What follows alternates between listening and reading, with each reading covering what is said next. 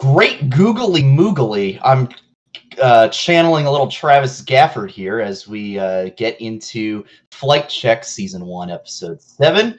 Hope everyone's doing okay tonight.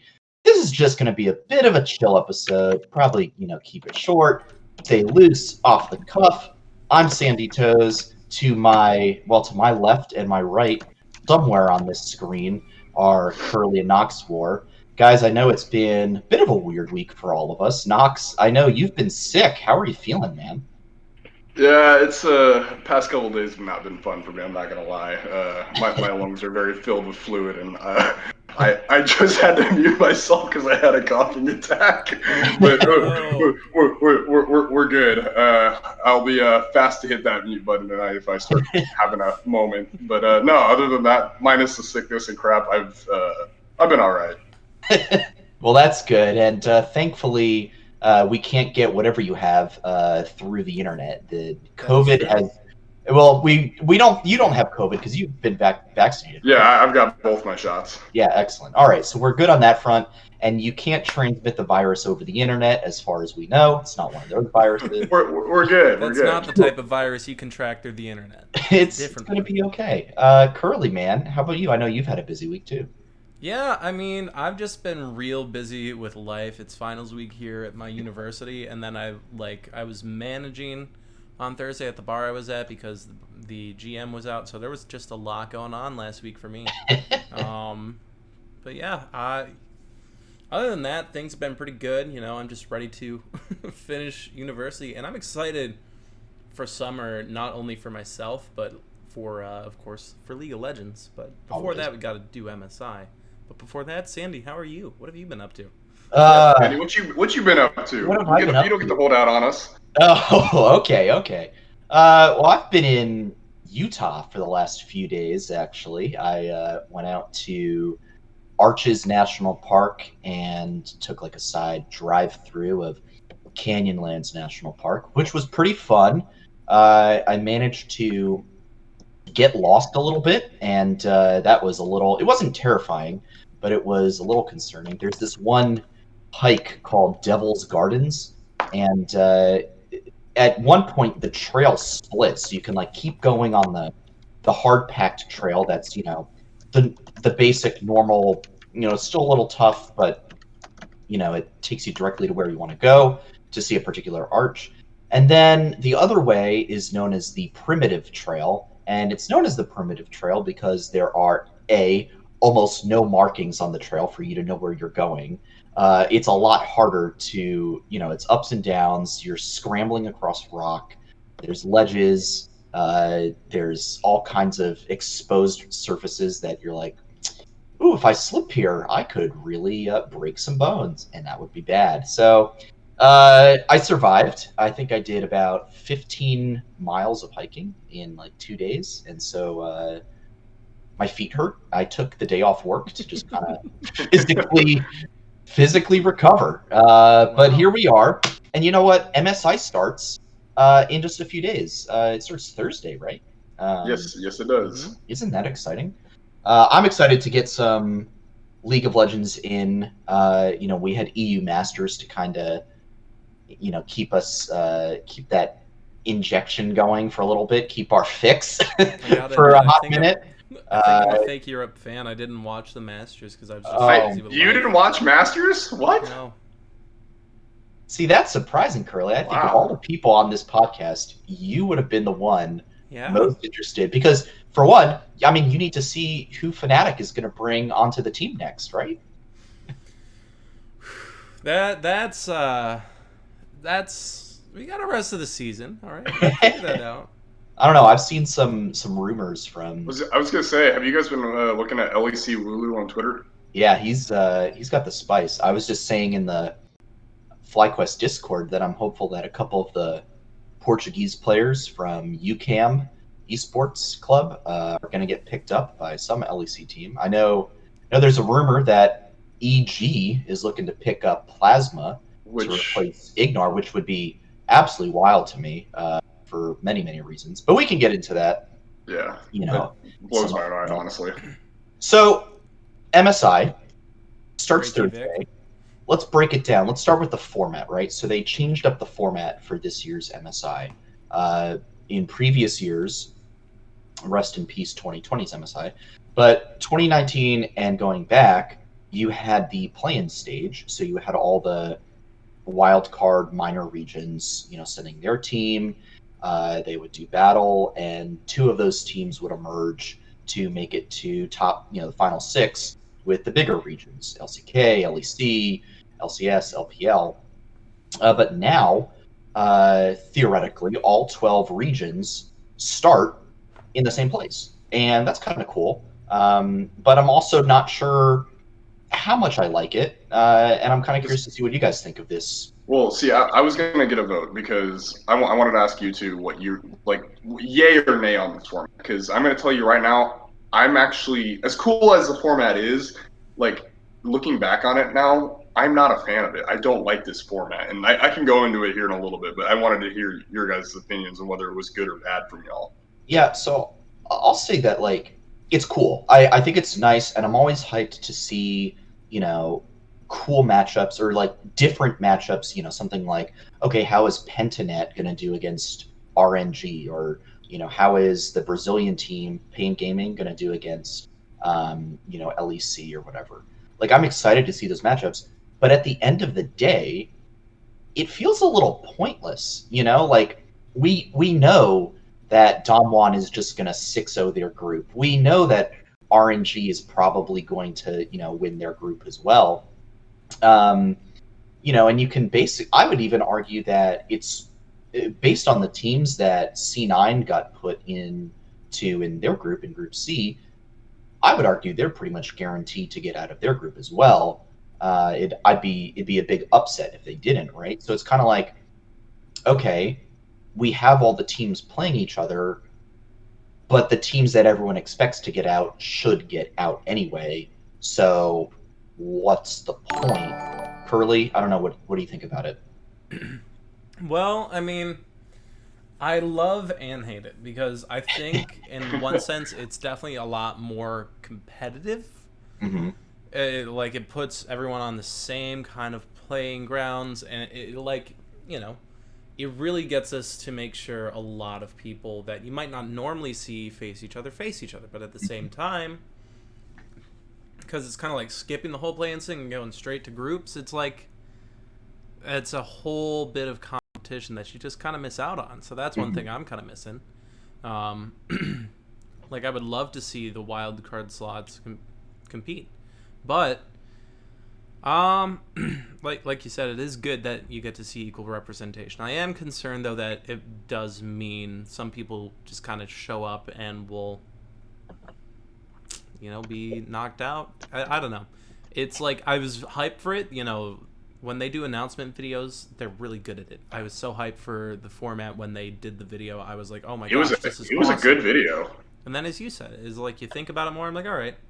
I'm still, of course, excited to see it, though. At first I was very concerned for C9 because I was misidentifying the teams in our group, and I was like, oh my gosh, we have like the hardest group. But we did not. It's interesting. I hope it works out. We'll see how it works out at the end of the day, because this is strictly paper we're talking about. Right. So I'm just looking at the groups. Group B is probably the most interesting to me, and we'll go through all these in order.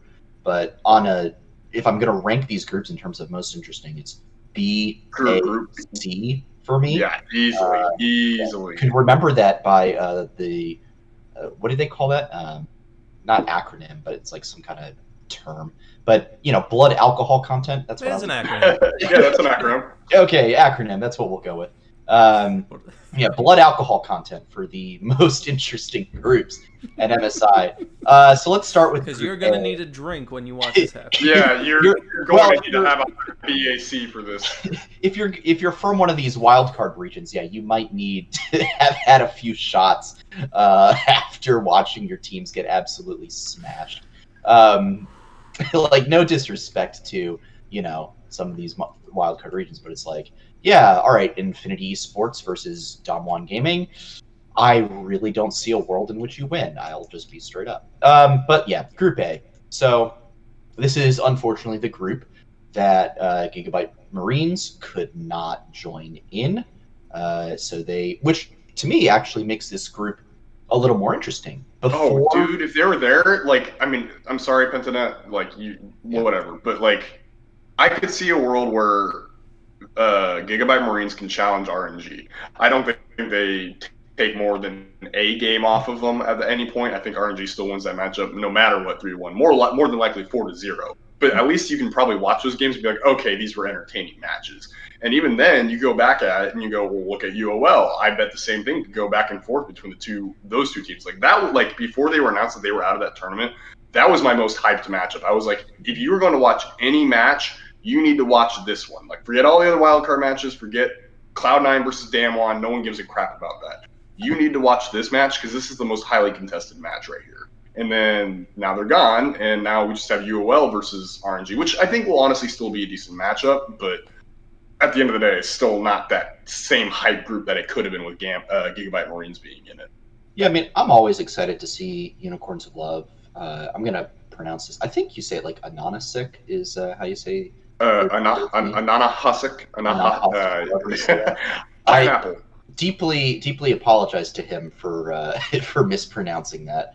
But they've got a fun team every year, every time they're at an international event. But like before, I would have just said, okay, RNG, Gigabyte Marines, they're favored to get out of the group. That's who I expect will win. Pretty easy. But now I would say RNG won, and then I'm not super sure about Pentanet versus UOL. Curly, I mean, how do you? I mean, it's OS versus CIS. What do you think? I mean, I'm gonna be honest here. I don't have the that's what we want here on the show. Brutal honesty. I don't have the most like in-depth knowledge on some of the more international teams. My focus is definitely a lot more on LCS and LEC, and then I dip my toes into LCK and LPA there. So I'm kind of missing out on these other regions. I know historically Unicorns of Love is always, you never know what to actually expect from them because they always kind of shake up their groups. Aside from, didn't they go 0-6 at Worlds last year though? I think they might. Unicorns of Love, yes, they did because they were the same group as FlyQuest and DRX and Top Esports. Not to say they didn't put up fights though; like their matches were actually still entertaining. I'd argue they looked better than TSM did at Worlds. I would also argue that, yes. Exactly. So I mean, I don't know.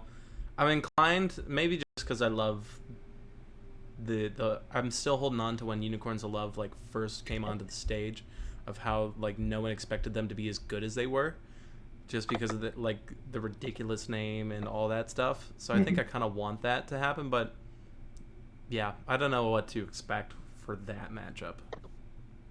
So interestingly enough, because I'm a freaking nerd and I have a stat sheet of regional win rates up till 2019, Oceania is actually 4-6 against Russia. They've won 4 games and they've lost 6, so they have a 40% win-loss ratio against Russia, or I guess the CIS region. So it's actually a fairly close matchup, believe it or not, historically. Okay. Yeah, that could be interesting. I mean, I'm seeing the other thing. I was listening to last week's Hotline League. I had a lot of free time to just drive and listen to podcasts when I'm in Utah. And I was listening to last week's Hotline League, and Kelsey Moser was talking a little bit about MSI, and she was saying that she's not even so big on, like, she's not putting a lot of stocks in RNG right now because they have flaws. And then she went on to say that every team has their flaws and it's just a matter of exploiting them. But even an ardent LPL watcher like Kelsey didn't seem too in favor of RNG in terms of just like their ability, not necessarily to get out of their group. I think that's almost guaranteed, but to do well in the tournament overall. So is there a world where Pentanet and UOL can take games off of RNG? Absolutely. And here's what I'll say about that. my prediction for this group is that the team that takes a game off of RNG will be the one to get out of Group A alongside RNG. Yeah. And for what it's worth, I'm going to put my money down on UOL. I just think they're the better team. I think they are historically just better all around in terms of the players on there. They have international stage experience. They've been around the block a few times. I think they will be able to get out of that group. Again, would probably be a different story if Gigabyte Marines was here. Unfortunately, they're not. But that's my call. It's going to be RNG UOL out of the group. Knox, I don't know. What do you? The way I think the better way of phrasing it is basically what's the percentage ratio of a team getting out? In which case, I'm gonna put it honestly at like 99 to 1% odds that RNG gets out. Okay. I'll probably put UOL getting out over Pentanet with RNG at probably like 85% over 15%, and then I'm probably gonna give Pentanet 15% odds of getting out with RNG. And then there's like this small like 0.00001% world where RNG does not get out and Pentanet and UOL do, but that's not going to happen. That is the true dankest timeline. If I wonder what that timeline I would love that timeline, but it's not going to happen. How hype would it be to see the Aussie boys and the cis boys hanging out in the Rumble with all these other big regions? That'd be so sick. Could you imagine? Like, just what if it was all underdogs? What if none of the major regions? I was having this exact thought earlier. So yeah, you say like, okay, it's Pentanet, UOL, Pain Gaming, Istanbul Wildcats, DFM, and Infinity. They make the top 6. Like, there's the odds of that, I will grant, are so minimal. Just you're gonna get a couple more decimal points. What we know about the regions, things like that. But boy, that would be sounds so fun, though. It does sound fun. Wouldn't that be great? And then whoever would win that, their region gets an additional spot at MSI. So then all of a sudden you might have 2 Brazilian teams. All right, sorry, another additional spot at Worlds. So then you get. All right, we're going off on tangent here. Let's get to Group B. Okay. So let me drop one last fact because I know for a fact there's a couple, or I shouldn't say a couple. There's one Australian fan watching or will be watching at some point. If you guys want some faith in your Australian team, Pabu, who's the jungler for Pentanet.gg, is currently the highest ranked international player in Europe right now, behind Damwon Gaming and the European players who are already there. Nice. Good for him. Take it as you will. And, all right, Group B. Yeah, assuming that Pabu is a reference to the Legend of Korra, yeah, big fan of that. So, Group B, Turkey, we've got Istanbul Wildcats, Mad Lions from Europe, Pain Gaming returns from Brazil, and PSG Paris Saint-Germain Talon from the PCS. And we have to note, for PSG Talon, let me double check what position he is. Their ADC, their bot, Unified, could not attend, and so they're getting Beyond Gaming's ADC Doggo to jump in and help, which not ironically, I guess, but really similar situation to what happened at Worlds for PSG Talon, except it was even worse that time. They had 2 players who couldn't make it for the first while. So this makes that group a little bit more interesting, because I would say if Talon had all 5 of their regular players, I would say they're probably pretty favored, right, to get out of Group B. But maybe this opens up the door for a team like Wildcats to make it through. So I was watching Monte Cristo and Thorn earlier today, and they did the huge MSI special, and they had specialists from each region come in, and both Turkey and Brazilian specialists said, there's no way in hell. Like, this is a fight between Brazil and Turkey for 3rd place. Ooh, wow, ouch. Man. Which is interesting to me, because I know at Worlds last year. I believe it was it Supermassive that was at Worlds. Yes, They had a really good shot of getting. I think they actually went up against UOL to they, get to groups. they did because Supermassive played Mad Lions and knocked Mad Lions out, which was huge in and of itself. And then they Yeah. played UOL and then lost. Right.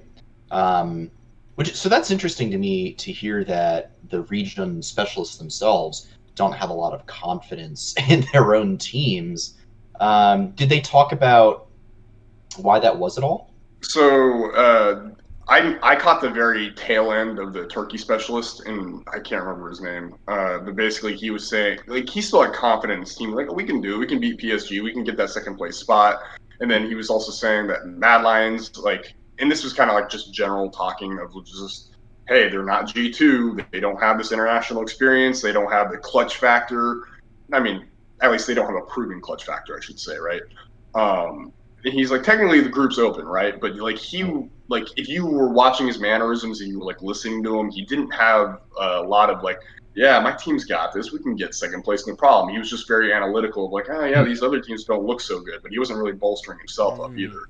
And then the Brazilian specialist came on, and I think his name was like Maestro, or he's like one of the analysts for the CB LOL. In which case, he was saying like, yeah, we're still the worst region. We acknowledge that we're the worst region, but I will say like Pain Gaming's early game is far better than PSG Talons or Turkey. So if we can, or sorry, Wildcats. So like if those teams disrespect Pain Gaming's early game, like Pain Gaming can absolutely run away and take games off of people in this group, and they can get away into a second place slot. But overall, if you were to look at the mid and late games, Wildcats and PSG have far better mid to late games than Pain Gaming does. So he's like, honestly, that'll probably be our downfall if I'm going to be completely honest.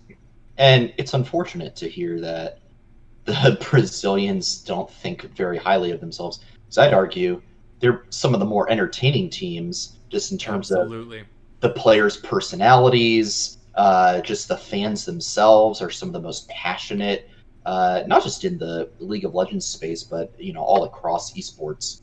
You See, and see a that's lot. something that has me excited for Group B because I think it's going to be the most entertaining out of any of them.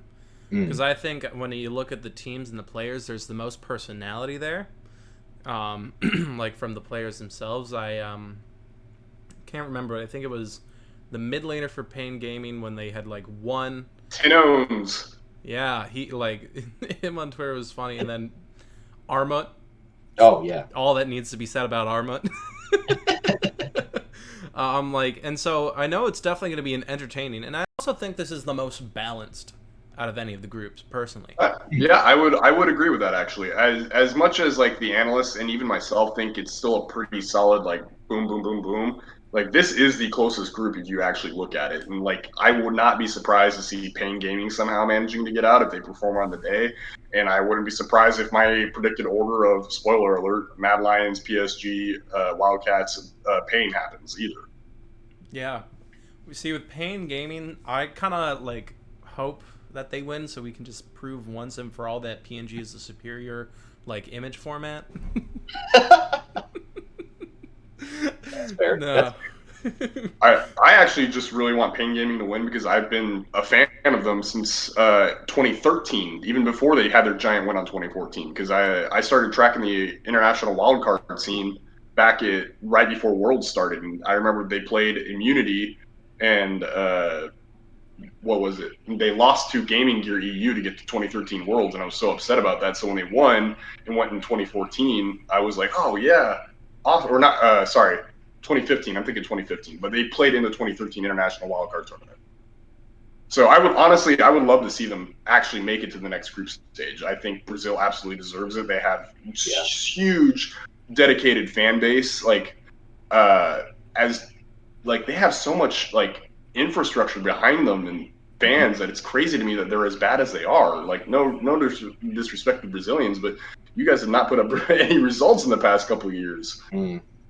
Yeah, and I mean, they've got BRTT himself, the old man. He's like what? I'm looking at I'm trying to do the math. I think he's straight up 30. Yes, I believe he is 30. According to Leaguepedia, which is really, really crazy. find it funny how in the league that's old. Well, not to hop onto a different tangent, but to do so just for literally 30 seconds. If you go listen to last week's Hotline League, Travis Gafford had on Dr. Respawn, who is a physical therapist who works with esports players. And somebody asked about, hey, how much is age a factor in, playing? That was such a good question. It I was, actually it was a listened to great that. question, and it was a fantastic answer. He was basically, I think his name's Jordan. He was Yep. basically like, no, your reaction time barely slows down at all, not until you're hitting like 35, 36. So theoretically, we could be seeing players, playing that long. It's just, the industry is so focused on churning people, in and out, trying to get the next big star that we haven't seen many players get too old. I think Afromu is, the oldest player in LCS right now. I'm excited to see. I'd like to see Pain Gaming do well, just to see the 30-year-old dad just absolutely smash the young punks. That's kind of cool, in my opinion. The OG I like Draven that. player. The OG Draven player himself. Other matchups I'm excited to see in this group is definitely Armut versus the entire Turkish region. That'll be fun.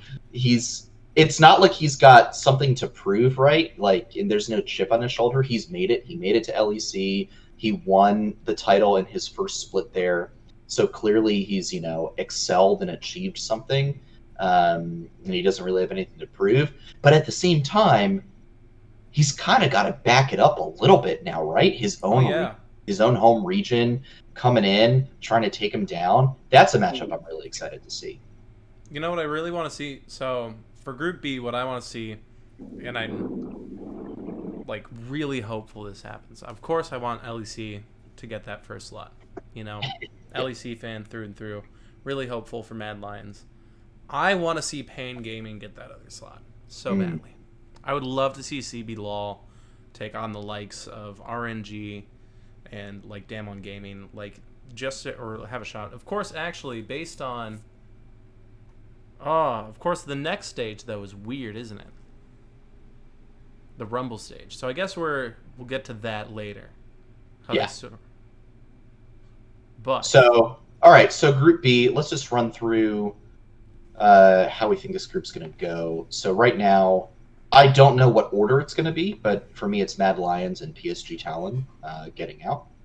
I'm not exactly sure if that's going to be 1 or 2. Probably Mad Lions in the 1.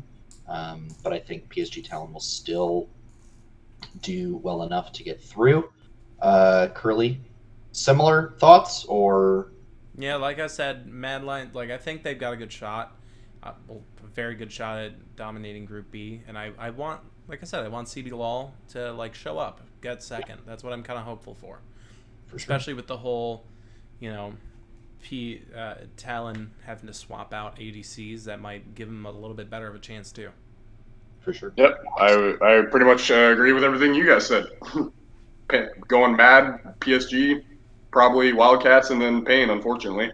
Yep. Well, who knows? Stranger things have happened. It's, best of ones. Anyone can, do a little bit of a hide on bush level 1 tactic, and then all of a sudden you're 1K, 2K gold ahead at 10 minutes, and the game's over from there. It's worth noting, though, this is only a double round robin, whereas Group A is a quadruple round robin. Yeah, right. That one's going to be a lot of content right there. Which is the weird thing for me. Anyway, Group C, the NA group. It's not a group of death, but is it a group of life? That's my theory that I'm positing, that Cloud9 actually got pretty lucky with this group draw. Of all the regions that they could have gotten, LLA and LJL are probably 2 of the easier ones. I mean, imagine, I'd be more concerned about Cloud9 going up against Pentanet or Unicorns of Love than I would, them going up against Infinity Esports or, DFM. So I think that they got a bit of a break here on the group draw. I would definitely say that in terms of the tier 4 groups that could have been slotted into the group, they definitely got the weakest tier 4. Like Japan, DFM is hands down probably the weakest team coming into this tournament. I will say though, this DFM squad is not the full roster. I don't know if you guys have read it all, but currently their mid laner is not Saros anymore. It is Arya, who's a up and coming Korean mid laner who has been absolutely wrecking Korean solo queue and just been overall dominant in the LJL overall. And in turn, because of that, they've had a different jungler in place instead of Steel. And so, but the thing is, next split, I believe Arya gets his residency in Japan. And so Steel will come back in coming next split, and that'll be the actual DFM roster. And that's the one they're expecting to actually put up performances with. And so a lot of analysts have been saying that, hey, this team for the time being is really, they're out here to just get reps. They're out here to get practice. They themselves aren't really expecting anything. They're coming here just to like, hey, this is what we'll be expecting to play against come Worlds. Because like we're going to win LJL again, and that's when we're actually going to show the world, hey, you don't mess with us. Because we just did this with a jungler that we don't even want to play with right now as our main roster player. Interesting. Man, makes you wonder how that feels for the jungler, like to know that like you are not the guy, that you're just sitting, keeping the seat warm until Steel comes back. That's got to be kind of rough. Yeah, I mean, it's cutthroat, right? But at the same time, if you're going to get the chance to go play on an international stage, I mean, you wouldn't say no to that either, right? No, and it probably gives him a chance to make some appearances, to anyone scouting, looking for a jungler on another team, maybe another LJL team or somewhere else. All right, so initial thoughts, I guess, are that Japan, not good. What are our thoughts on LLA? Curly, I know you said you don't have like a ton of experience with the minor regions, but any thoughts on LLA as a whole, how they've done in the past, how you see them stacking up to Cloud9? I mean, let's see here. Let's look at some quick stats so I'm not just talking out of my ass here. Knox, Phil, really quick. Phil. So for what it's worth, you said this is probably the weakest group for anyone for Cloud9 to get. I actually think if you wanted to make it a weaker group, you put Istanbul Wildcats into this group. I think LLA is actually probably debatably better than the Wildcats currently. I think they're a higher quality team, and I think the overall play level in Turkey has dropped a lot, and that I guess LAS, LAN, whatever they're combined now. The LLA, there we go, that's what I was looking for. The LLA is a higher quality region than Turkey currently. Interesting. Okay, so what makes you say that?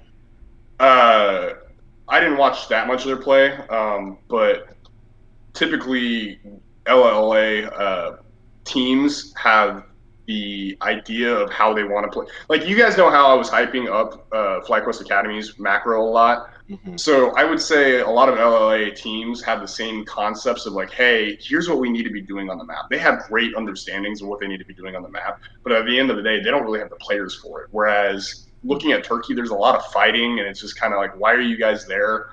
And granted, I'm cherry picking here because, like I said, I only saw a couple matches from both regions here and there. But from the matches that I really did see, it was like LLA was at least showing like, okay, hey, we're thinking up here. Our brains are working. We should probably be here, but their mechanical execution probably isn't the best. Whereas Turkey was just like fight.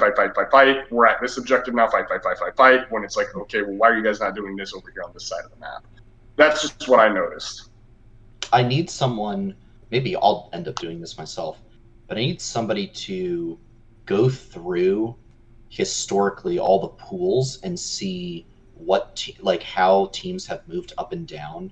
I have the list. I made one like 2 years ago.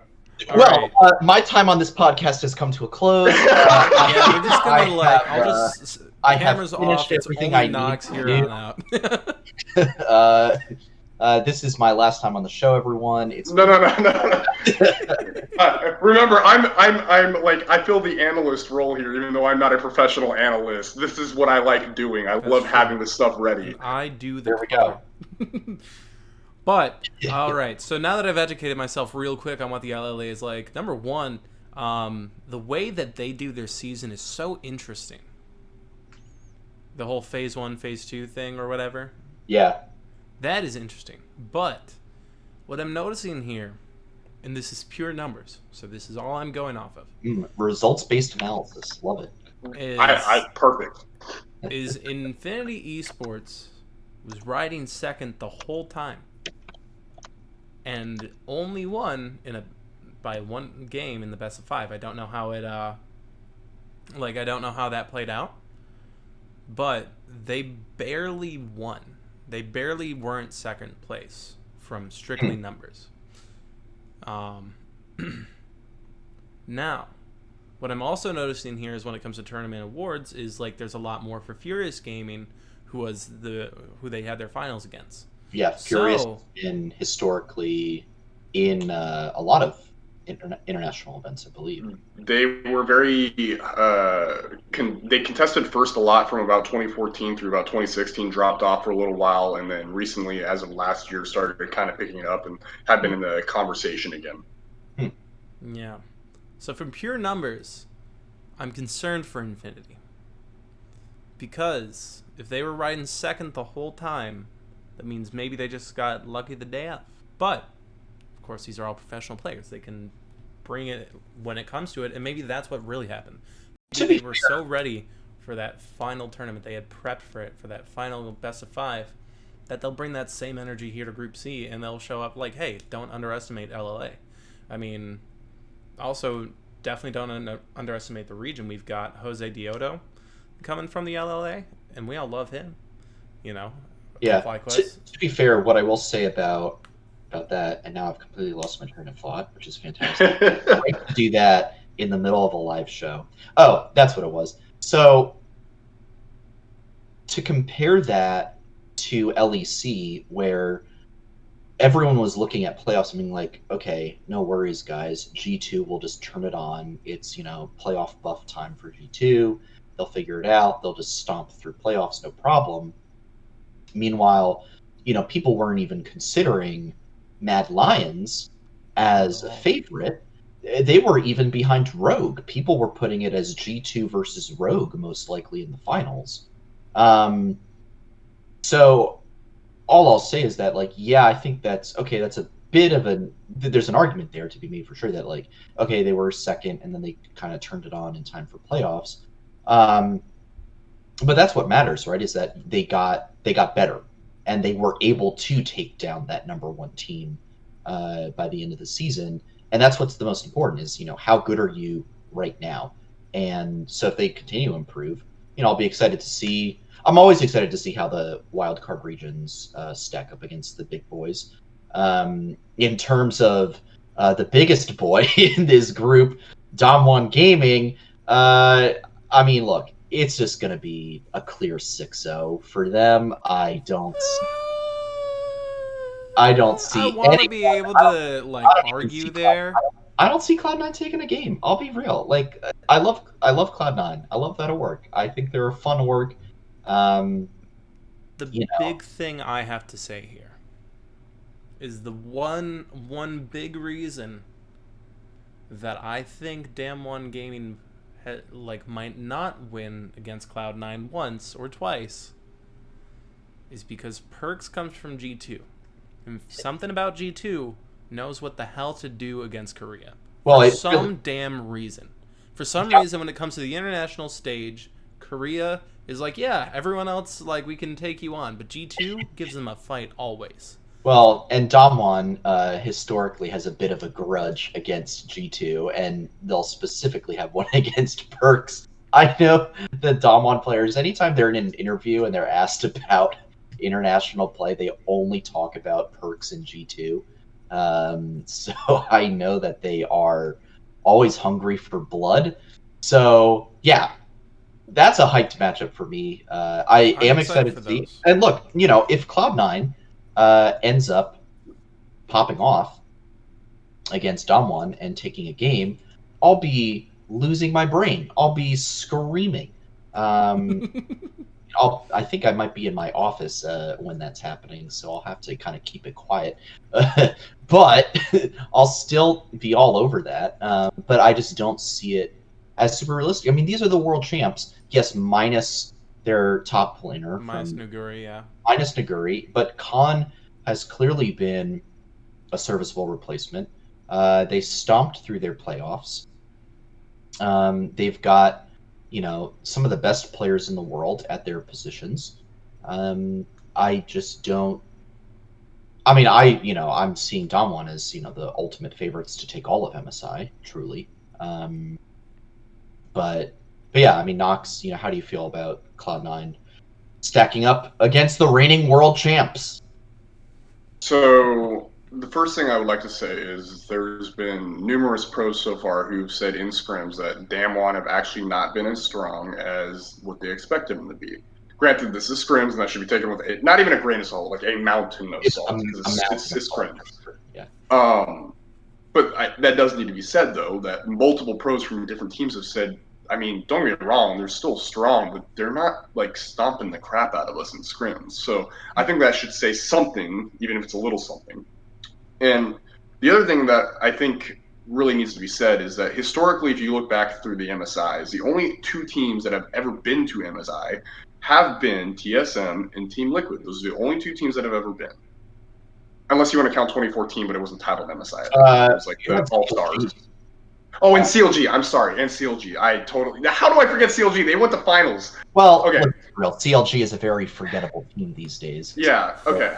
I apologize. Sorry, Azale, if you ever come across this content. Oh no! Hold on. Oh, we got a cough attack. Okay. Sorry. Press to mute. Am I right? Yes.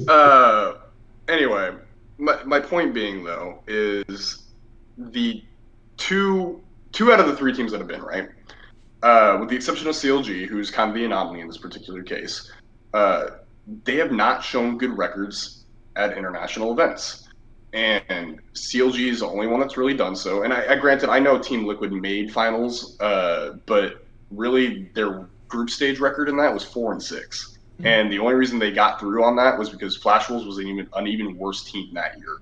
I guarantee you, if Flash Wolves was a semi-decent team that year, I wouldn't be surprised to see Team Liquid doesn't even make it out of groups again, right? And then I know they went on to beat Invictus Gaming, who were the reigning world champions at the time, but I really do think, that was not necessarily a fluke, but just like a day, like just any other day, Invictus Gaming wins that. It's like 97-3, basically. Yeah, no, seriously. I'm not saying TL didn't deserve that win, because they did deserve that win. They played well that match, and Invictus Gaming, while not playing well, they were a fair opponent, right? But my point, though, is to get to the fact that Cloud9 has never been to an MSI, but Cloud9 has also been the most successful organization from North America that has shown repeatedly that they can make runs at international events. If they're going to beat any team that's favored to win, this is as a North American team, this is a year that a North American team has a chance to beat and take a game off of the possible champions of MSI. I believe in this Cloud9 squad to take a game off of Damwon in the group stage. Okay. So this is going to be a big contrast, because all my loyalties change once we finish the split. I'm rooting for C9 so much.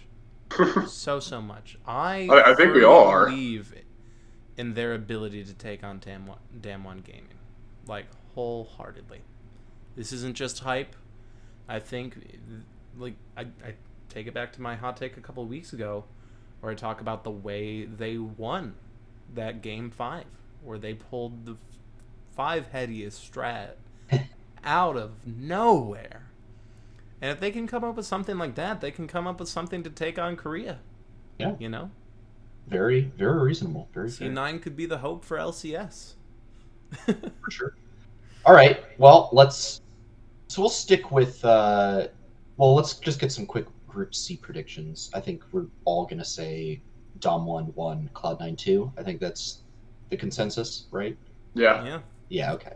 So let's put that together. We've all collectively said there hasn't been any disagreements on the show, unfortunately. And that was what I kind of wanted to talk about earlier with the formatting. the way they set this up was basically, okay, well, we've ranked all of the teams already, basically. We put them to tier lists, and then we made sure that none of the other teams in the same tier can play each other. So basically, you're guaranteed almost 0 interesting matches. And so everyone starts putting out their power rankings, and everyone's going, huh, these are literally all the same. And you're like, huh, I wonder why that is. Oh, hey, Riot put all the teams that are close in skill level in separate groups so you don't even see them play. So there's no fun speculation to be had. There's no wondering of like, I wonder if this team could beat that team. And granted, I know these are mostly wildcard teams people are talking about because the good teams will actually meet each other in the Rumble stage, right?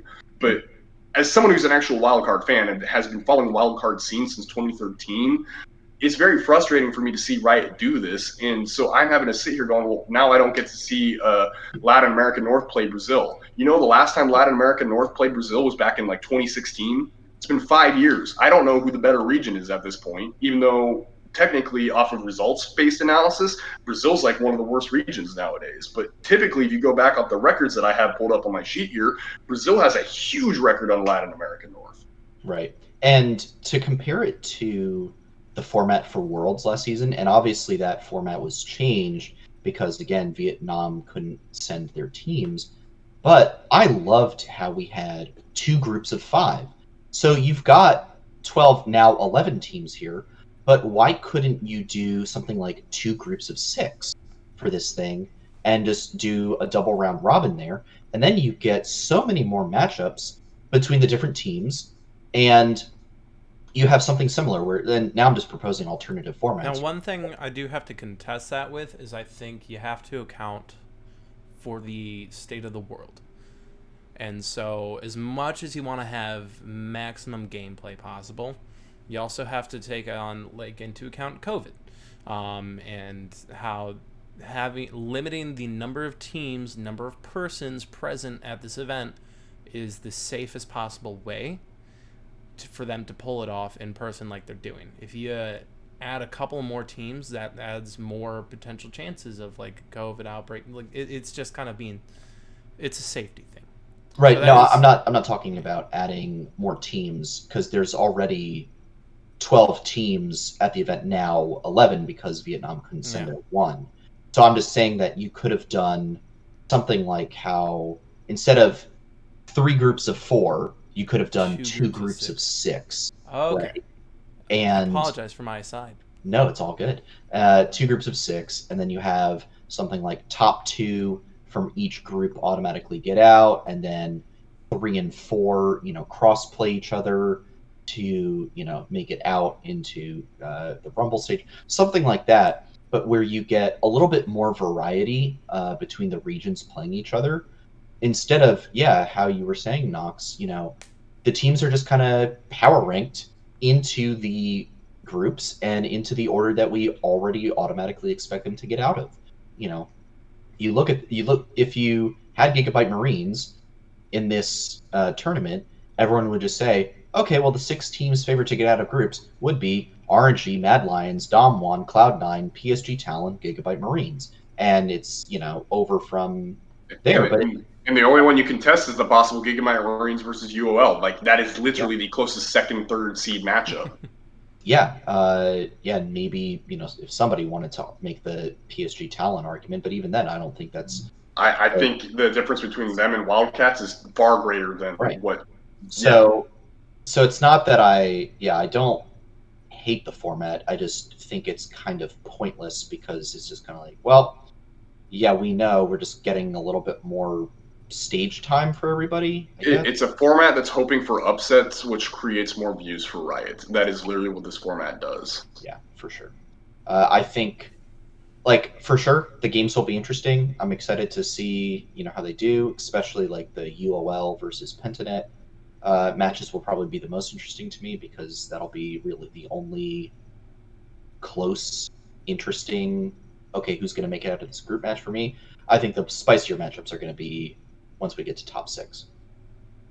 I would say if you want storyline matchup, if you're not looking for gameplay matchup, if you're looking for storyline matchup, watch Brazil versus Turkey. That has been one of the biggest rivalries throughout league history. That is always a very, very fun one to watch. And in Those- fact, Turkey versus Southeast Asia is another big one. They've fought for a while too. So honestly, It's Group honestly B, just as you were Turkey saying versus earlier, the is world. what was that, Curly? It's actually just Turkey versus the world. Yeah. Honestly, Turkey has a lot of great matchups. Whatever group Turkey's in, you're going to have a lot of great storylines typically with them because for the longest time, they were always on the verge of being a great major region and they've just never quite been there. So there's always great rivalries from that region. So that's what makes that region so fun to watch whenever they come to international events, even though they're just considered wild cards or emerging regions. That's fair. All right, so one thing I want to do before the entire tournament starts is I don't want just who you think will win. I just want to know who you think the finals matchup will be at the end of the tournament, and we can write these down and revisit them when we get there. I think we'll still be the same on this. Well, I don't know. Well, I'll have my what I want and what I expect. Okay, yeah. How about let's do that. Curly, give me what you want, and then give me what you actually expect, and then Knox. Actually, hold on. I'll give you three. I'll give the spiciest options, what I want, and what will probably happen in my brain. Okay. The spiciest finals, in my opinion, would be Pain Gaming versus Infinity. I would love to see that, honestly. That'd be a fun best of five. A South American fight, that'd be crazy. I'd like to see a best of one between those regions, but you know yes, what? I will take that even. Have those matchups at all. What I want to happen from likelihood of like maybe there's a chance this could is I would love to see Mad Lions versus Unicorns of Love. Oh. What I would want to see. What that I would think be actually, will happen is Mad Lions versus Damwon Gaming. Okay. That's what I think will happen. Give me what you want and what you expect. What I want? I would love to see a Cloud9 versus Pentanet.gg in the finals. That's what I would love to see. That would be like, I would be just so happy with Aussie Boys versus America in the finals. Mwah, perfect. We absorbed your region, but now your reps still have to take us on. Yeah. Yes, exactly. That's what I would want. That'd be like the dream. But obviously, that is a very, very happy dream. What I expect: Damwon versus RNG in the finals. Okay. All right. Yeah. Hey, Sandy, what do you think? Yeah, what Sandy, do you want? what's What do you think will happen? I was gonna get to it. Here's what I want. Well, we can lead you in. We can be the host for you for a second. Okay. Here's what I want: Cloud9 versus Mad Lions. I think that'd be awesome too. Classic NA versus EU final. That'd be fantastic. What I think will happen, I'm actually with Curly on this one. I think it's going to be Mad versus Damwon in the finals, and Damwon just stomps their way through. Really? Yeah, I think. You guys don't think RNG is going to be able to make finals? It's not that I don't think they'll be able to make finals. I think they're going to be really good. I think they're a good team and they're going to do really well. Here's the thing that'll actually, you know what? It'll happen. The group draw or after stage 2, Damwon RNG will get matched up in semis, and then that'll be like the real finals. And then whoever plays the other semi gets a free ticket to finals, basically. Just so you're clear on this, for that to happen, it would have to be Cloud9 and Mad Lions taking first and fourth, or Cloud9 and Mad Lions taking second and third. Second and third could happen. You think RNG will take fourth? I think. Or are you suggesting Damwon will take fourth? No, Damwon absolutely. It's going to be. Look, here's what I'm putting my money on. Damwon 6-0 in their first group. Damwon 9-1 in stage 2, and then Damwon just like 3-1 or 3-0 the rest of the way. I believe that strongly in LCK supremacy. or at least in Damwon supremacy. But yeah, I think it's going to be Mad versus Damwon in the finals. I think that's an exciting matchup either way. But that's MSI. That starts Thursday. I don't know what they're not putting it on twitch.tv/LCS. So probably. Well, it's going to be on LoL Esports, which is where I watch everything. Because if you watch on LoL Esports, you get the drops. Your drops are back. All right. So we're moving on to news. Great segue. Thank you, Curly. Drops are back. We finally get drops again. I can turn on my computer here and just leave it running all day. When I come home from work, I'll have 1,000 blue essence in my account now, and I'll have done absolutely nothing to earn it except leave my computer running. How fantastic is that? Love when drops here. So MSI Thursday, I believe it starts at 9 a.m. Eastern time, 6 a.m. for you West Coasters. Sorry that you guys got to get up so early. Oof, that's going to be rough, buddy. That is going to be a little rough for the West Coasters. I will say this before we wrap up, though. With Mad Lions, I know this is an LCS podcast, but with Mad Lions, I want them to have more faith in themselves. Because the difference between Mad Lions and Cloud9 when they were doing their post-win interviews is Cloud9 was like, yeah, we're the shit. And Mad Lions is like, oh, we did well here. I will say Humanoid today, was it? I gotta find his tweet about scrims going good or something, or LEC's a free win. Yeah, no, he said MSI is a free MSI is a free win. That's what it was. Yeah, he literally, MSI is actually such a free win yesterday. Yes. So I don't know. There you go. That's the confidence you wanted. He's given it to you. Yeah, okay. Absolutely. Sorry, back to the news.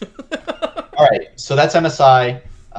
Probably twitch.tv/riotgames or lolesports.com. Any other news? I saw today Solo got picked up by Golden Guardians Academy, so an ex-FlyQuester. We've seen our Fly boys somewhere.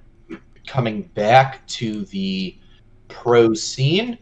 We've had a couple other moves recently. I know TSM Academy has gone through a lot of churning. I believe Bobip got dropped, and they brought in a couple other people. They also, TSM created their own amateur team, so they are now supporting the scene in that way, which is really cool. Always good to see a little bit more amateur support. You guys see anything newsworthy that you wanted to bring up? I mean, for me, what I want to talk about is how I think the jungle changes are going to affect pro play in the summer split, but I know we're tabling that conversation for a little bit. But what I will say is this, is like with what I've seen and from my understanding of the jungle changes, it's going to be a great summer for FlyQuest. That's all I'm saying. Only news I had is Palafox is now back in LA from Korea. Okay. He peaked at, I believe, 1,010 LP on Korean Challenger ladder, and I think that was like rank 36 at the time. So pretty dang solid. Good. Jose Dioto's still cruising in at third in the North American ladder, which is looking pretty good. So based off of the jungle changes that are coming in, if our mid-jungle duo is as good as they're looking right now, I think this team should look rather revitalized come summer. So, that's what I'm hoping for too. Hey, we said FlyQuest and 100 Thieves, along with Cloud9, they will be our 3 MSI representatives, our world's representative. Hey, I'd be happy with that. I'd be very, very, That'd very happy with that. That's what we agreed with the 100 Talk Boys.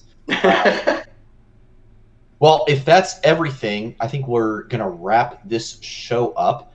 Quick reminder to anyone who's listening on YouTube or Twitch right now, we do put these shows on Spotify, Apple Podcasts, Google Podcasts, wherever you might listen to your podcast. We are there, hopefully, or we will soon be there. Where you can listen to them. I know been a little lax on uploading the shows.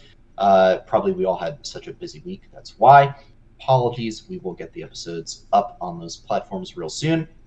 And if you are listening to this episode after the fact, we do stream this live every week, Monday nights, twitch.tv/FlightCheck Crew, 7:30 p.m. Eastern. Come watch the show live, talk in the chat, give us a little bit of stuff to react to, talk about, we'll shout you out. We'll do whatever you need. Give us a follow. Give us a like. Help us get to affiliate. We'd like to get to affiliate. We are at Affiliate 40 would be- followers now as of this recording, so we've just got to Hey. get 10 more. We need 10 more followers, folks. Then we can start making the big bucks alongside, 1 cent per bit. We can fund headphones for Curly. Yeah, headphones for Curly, a PC for Knox, all these things that we would like to do. But for We'll get some now, boys. this has been Flight Check Season 1, Episode 7. Thank you so much for watching. Hope you guys stay safe out there, and we will see you all very, very soon. Peace, y'all. Have a good one, guys.